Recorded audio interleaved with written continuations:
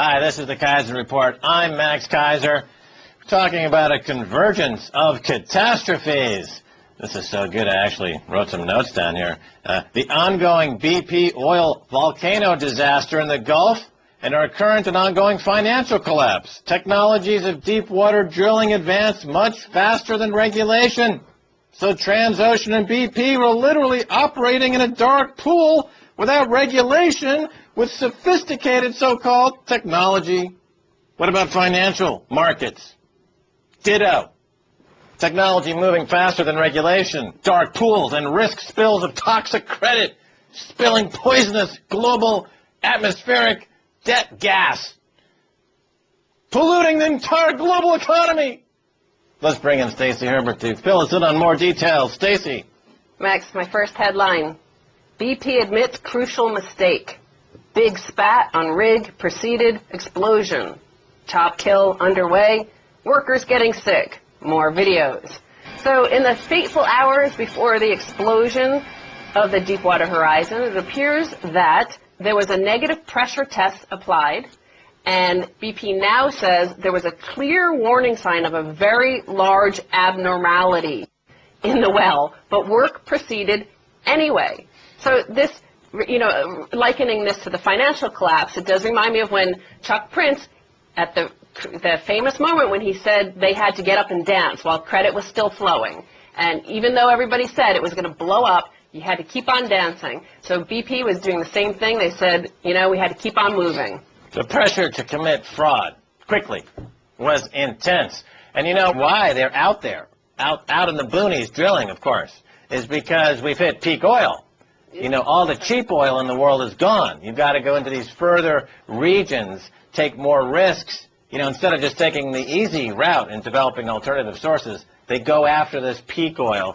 It's similar, in fact, to 2007, Stacey, when the world hit peak credit, which is a term that I coined back in 2007, 2008, peak credit, leading to massive financial dislocation. Please tell us more. Well, exactly, and because of this peak oil, President Barack Obama recently, just weeks before the explosion of the Deepwater Horizon, he had opened this very region to further deepwater drilling, and he said that the technology was now so advanced. And will be guided not by political ideology, it was almost impossible, he said, to have a disaster like this. And the same sort of argument was used in the financial situation. As it got bigger and bigger, the argument was that we're all sophisticated investors in this financial community, and we know what we're doing, and the deeper and deeper the dark pools went, the dark pools of credit, the less control we actually had over it. Right. These banks kept telling regulators and the public that they were hedged, that they could take these enormous risks. They could chase these little gains, but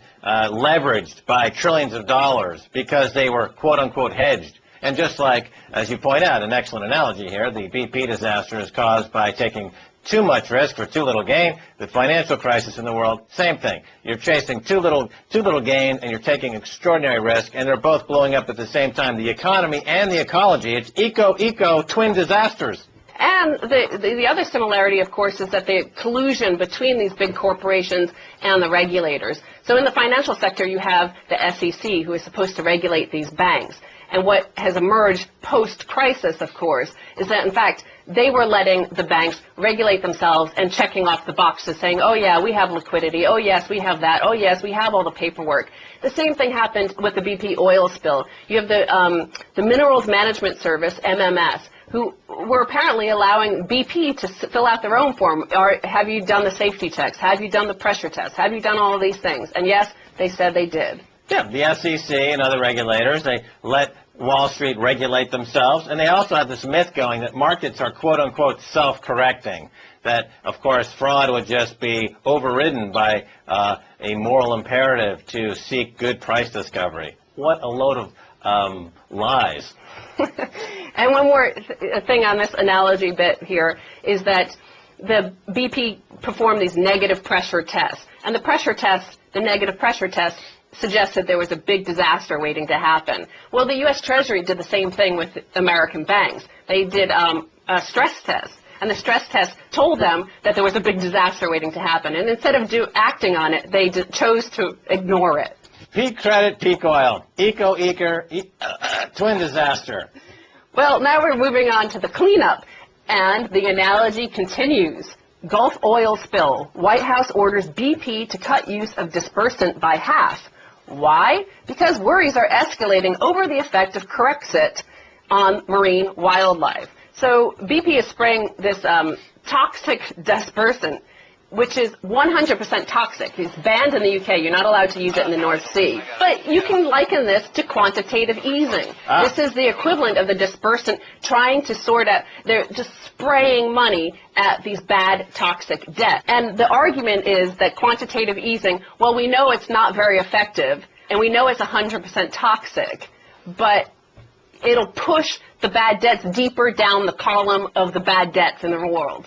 Wow, this is genius. So the eco twin disaster, peak credit, peak oil, this Corexit, which is purely 100% toxic, they're dumping into the Gulf to cause even a greater ecological disaster, equivalent to quantitative easing, which is the Fed's toxic remedy to the debt problem by increasing the debt burden by several $1 trillion.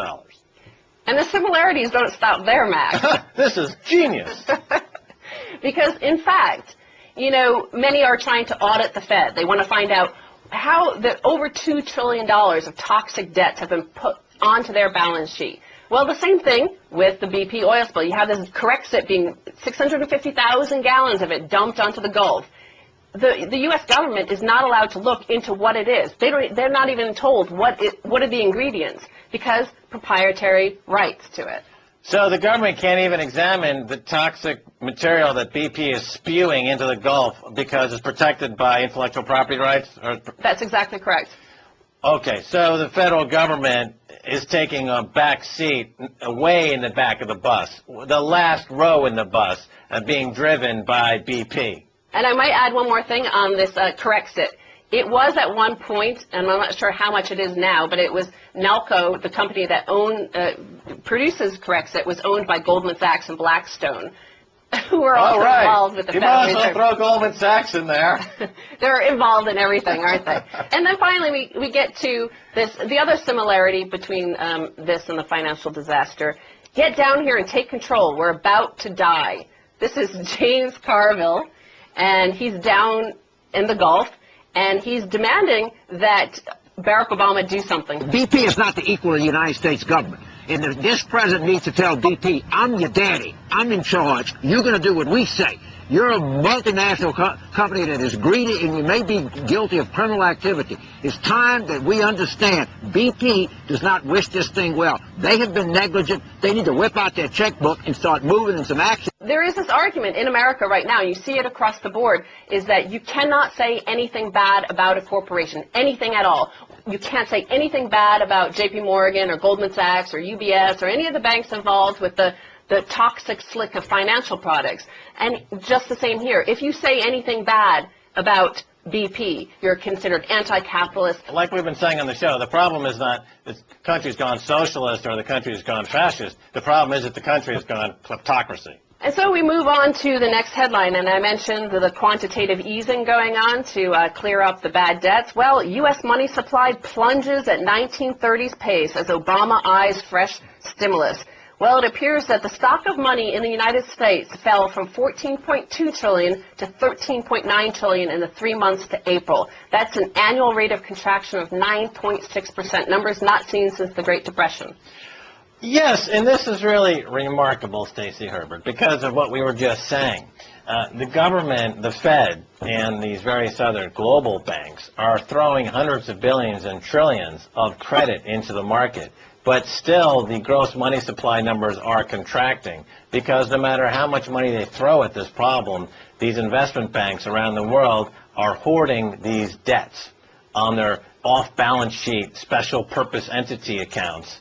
And every time it looks like the economy might spark back to life, they say, oh, here's another $500 billion in debt, give us more of your credit. And of course, when you've got the global economy being held in a stranglehold by kleptocrats and financial terrorists on Wall Street, you don't have money supply turning into velocity of money.